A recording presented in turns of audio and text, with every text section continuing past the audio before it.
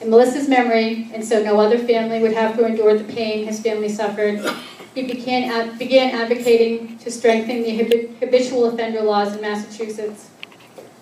The first bill was introduced in 2000. During that time, Les attended legislative hearings, events, and never gave up.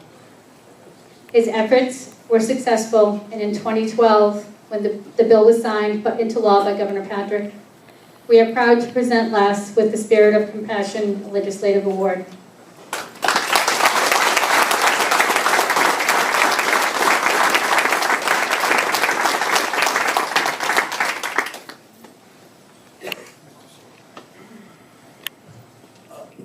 Thank you very much. It's really funny in a way because being here, like some other people who have joined me, this is a club that no one wants to really be invited to. This is a club we prefer having our children and having dinner with our family. But be it as it may, the idea is to try to have fewer and fewer members in the club that we have been in. And I think the Commonwealth of Mass has an obligation to first for public safety. I think public safety should be the first rule that we have. And not to be too political, but it kind of bothers me that upskirting took 48 hours to pass in Massachusetts, and to protect our children and our loved ones took something like 4,700 days. I don't get the math. And don't get me wrong, I think a law for upskirting was necessary, but protecting our children deserves greater recognition. And it just bothers me that it took 13 years to get that done. I am very grateful for some of the people here to my right that I know supported the bill. I know Karen, supported the bill. So there's been a lot of people in the State House that along the way have supported the idea that we deserve a country, a state that is safer for our family.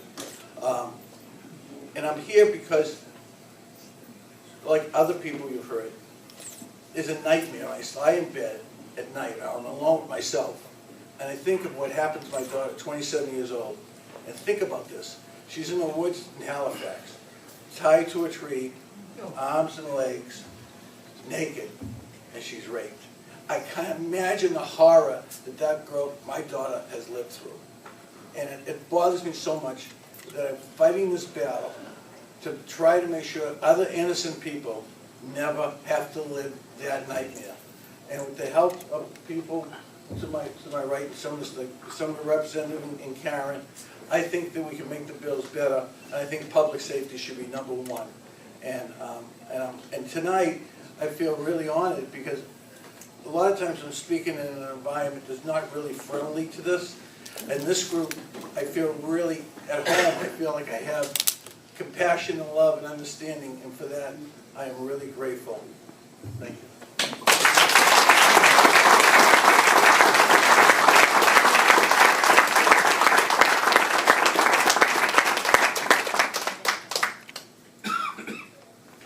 Thank you, Les.